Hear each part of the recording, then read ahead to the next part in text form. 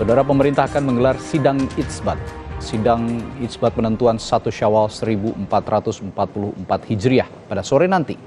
Sementara itu, Kamis pagi ini Jemaah Tarekat Naqsabandiyah di Padang, Sumatera Barat menggelar sholat Idul Fitri. Naqsabandiyah menetapkan 1 Syawal lewat ruqyah hilal dan hitungan hisab munjid yang diterapkan turun-temurun.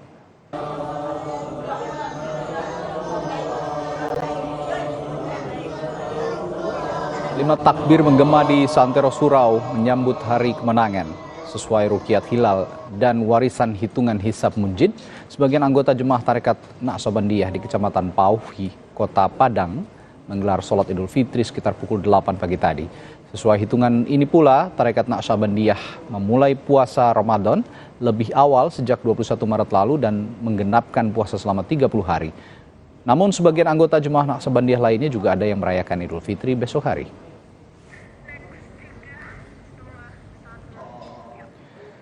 PP Muhammadiyah telah menetapkan Hari Raya Idul Fitri pada Jumat besok. Muhammadiyah meminta umat muslim untuk mengedepankan toleransi tanpa saling menyalahkan.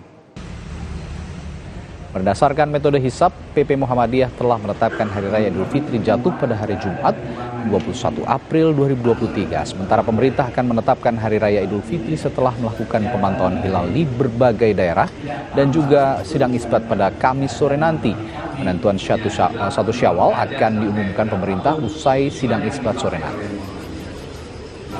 Bagi yang berpuasa berakhir pada hari Kamis dan Idul Fitri pada tanggal 21 maupun yang mungkin berakhir pada hari Jumat dan beridul Fitri pada tanggal 22, yakini bahwa itu merupakan ijtihad yang insya Allah jika kita tulus melakukannya tanpa saling menyalahkan, bahwa yang salah dapat pahala 1, yang benar dapat pahala 2, tapi dua-duanya dapat pahala.